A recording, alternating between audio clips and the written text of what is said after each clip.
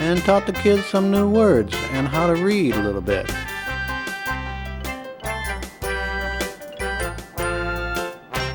Show it to you? Okay, there you go. Ta-da, what's that?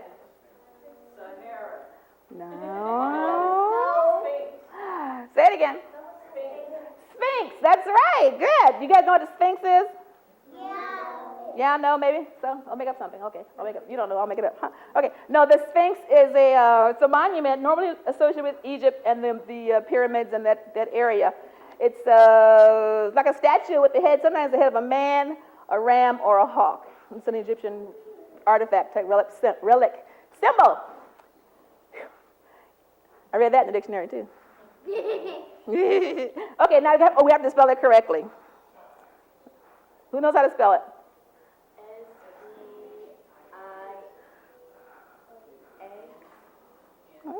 Pretty good. Good try. Okay, we're all together. S-P-H-I-N-X.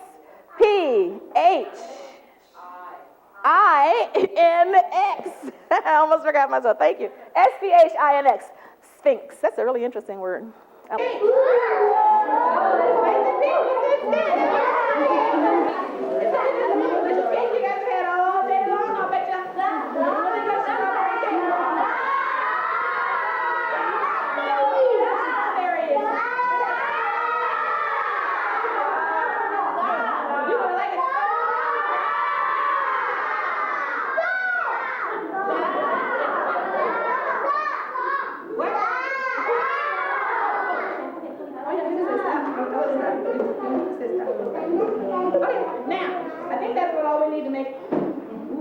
Really good, you guys. I hope you guys are hungry.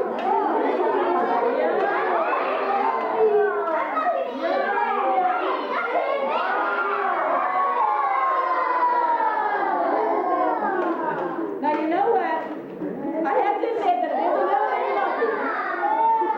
I know it's a little bit lumpy, but don't worry, we'll work it out. All right, okay. Now. Trying to beat the looks out, but I can't get them. Okay, here it is. We'll use my oven. This is a very portable, powerful oven. Wow! Everybody, my oven. Anyway, this is a solar-powered oven. Everybody say, ooh. Now, who knows what solar power means? You can tell everybody else what solar power means. That's right. It's powered by the sun. If I put the oven in the sun heats the oven, and I put it on top of the cake, and it bakes the cake. So you guys ready to bake it? Huh? Yeah! Now, my finger, ouchie, my finger. Right?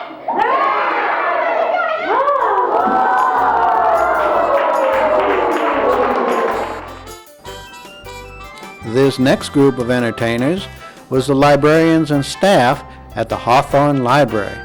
They put on one of the great puppet shows of all time to the story of Piggy Pie.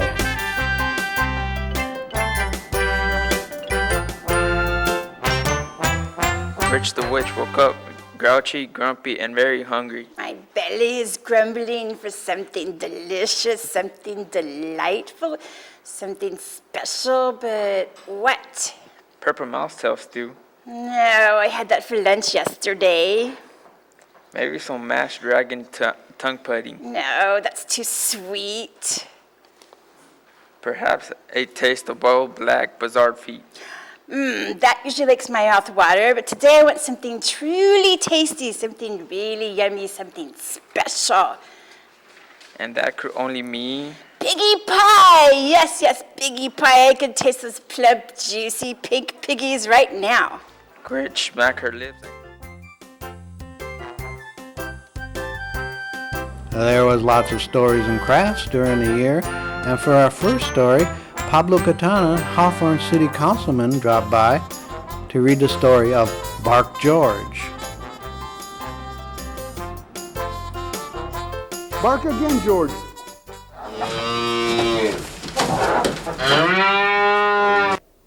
Then he put on this big, long plastic glove. Okay?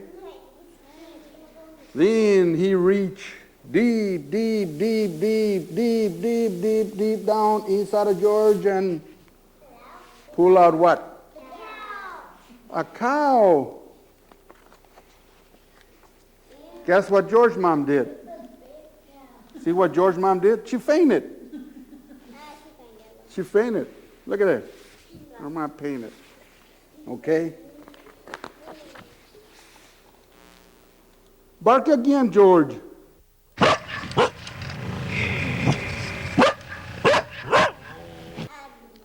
Okay?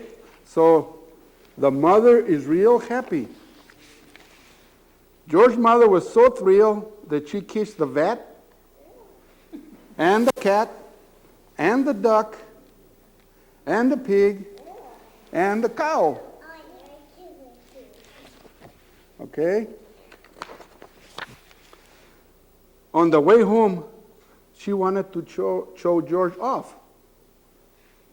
She was walking down.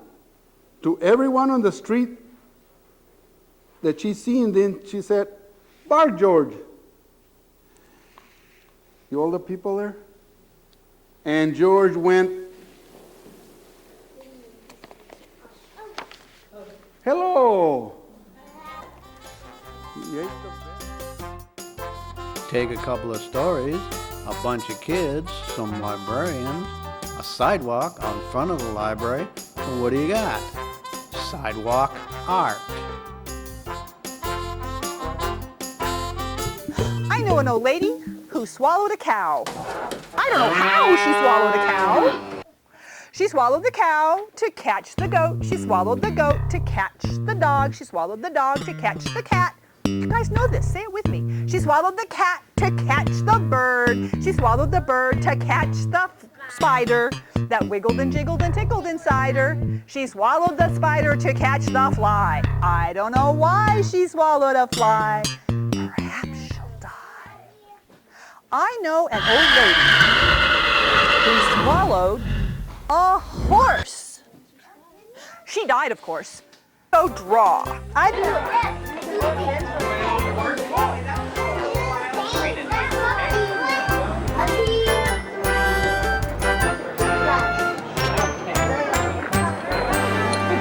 Okay. Now I need.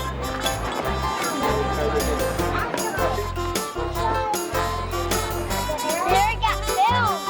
It got ABC. Okay, don't draw on this page. This is your page. Wow, raindrop.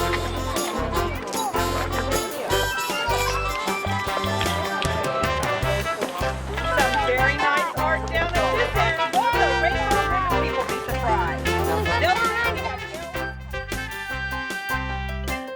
Have you ever wanted to make your own exotic paper for Christmas cards or Valentine's or greeting cards to your mom or dad? Well, these kids got a chance to do just that when Laurel Koss came in and showed them how to make paper. You scoop it in, hold it. You know how you carry your cafeteria trays or your trays? Straight up, and you shake it gently, back and forth and side to side. You know that picture I showed you with all the paper fibers stuck together? That's what's happening now. Now, if you make a mistake, say what happens if it comes out like that and you don't like it? I mean, you can still use it. You could take it all off with your hands, or this is what, if you're a really cool paper maker, you say, kissing off. So you kiss the top of the water and you take the pulp off. You can get a picture, photocopy, you can have your own picture. You don't need the real picture, you'll get it wet and then it'll damage your picture. Get a picture and Willow Hale, the folk singer, who you heard earlier singing about her muse cat, well, she also told some stories, and one of which was the Snow Queen. The story of the Snow Queen, which was written a long time ago, involves two children, and they're about the same age as most of you here, a little boy and little girl, and they're sitting with their grandmother, having a nice day, and that everything's just fine. one day they're sitting there enjoying themselves, and the little boy goes to the window, and it's really cold outside because they live in a very cold region like Sweden or somewhere. And he thinks he sees this woman out there in the snow. And he gets close to the pane, and all of a sudden the glass breaks, and a little sliver of a mirror that was near the glass gets in his eye. And all of a sudden he goes from just being a normal little boy who sees everything the way it is, to all of a sudden he sees everything bad. And he looks at his little friend and he goes, "Oh, you're so ugly. Ooh, oh, this is so bad. Oh, I hate this place." All of a sudden everything is bad. Nothing looks the same anymore. It looks distorted. And the reason is because this little piece of a mirror that came from a demon many, many years ago got into his eye. So he makes everybody cry, and he gets so angry he runs out the door into the cold, cold snow. And this woman who looks like the Snow Queen, that's what she's called, she's all made of ice, she picks him up on her sleigh, and she takes him to a far, far region, very far away, where it's so cold that he turns blue. He never eats, and all she has him do is make little things with ice carvings. Well, meanwhile, his little friend Gerda, the little girl who's the same age as he is, she can't believe he's gone and he has to come back. And so she cries and cries, and she says, "What should I do?" Now, she's just a little girl, you know, but she really misses her friend. So she goes on this long journey to find him. And the whole story, when you get a little older, if you want to check it out today at the library, you can read it. It's kind of long, each little journey that she goes to. She has no idea when she goes on this journey how long it's going to take her. First thing she does, she goes to the river, and she says, "Maybe I'll just ask the river. Have you seen my little friend, Hans?" And the river goes, "Give me your shoes, and maybe I'll tell you." So she takes her shoes off. She gives them to the river. Then she has no shoes. So that's how her whole story, by the time she finally gets to him, she has nothing except herself. You listening? Okay? She gives up her coat. She gives up her shoes. She gives up her little muff. She gives up her shawl. She gives up her food. She gives up everything to find. She just keeps going, going, going. Till finally one day, after all these little experiences, and all the little birds help her and stuff, she goes to this castle and she peers in. And she sees him, and he's freezing. He's like blue, and he's like chopping away on these little sculptures. And she goes in there, and she's really been on this long, hard journey. And she looks at him, and she goes, "Hans, it's me, Gerda." And he looks at her, and he doesn't recognize her. And she says, "Don't you recognize me?" He goes, "No, I don't know who you are," because he has this piece of glass in his eye. And she's so distraught that she cries. And her warm tear falls on his eye, and guess what happens? The glass came out. The glass came out. It washes out the glass from his eye. And what do you think happens? Then they notice each other. He can see her again. The glass falls out of it. It's just a little tiny sliver, and he goes, "Oh my God, I'm so cold, and oh, you're Gerda, and where am I, and why am I here, and oh, this is terrible." And he can see. And so she says, "Don't worry. I've been traveling and traveling and traveling and traveling to find you." So they kiss each other. They love each other. They hold each other. They're freezing cold. They get up, and they hear the Snow Queen coming. And she's coming. And she's going to get him. But she can't get him now because The glass came out. the glass came out, and he's got Gerda, and he can see.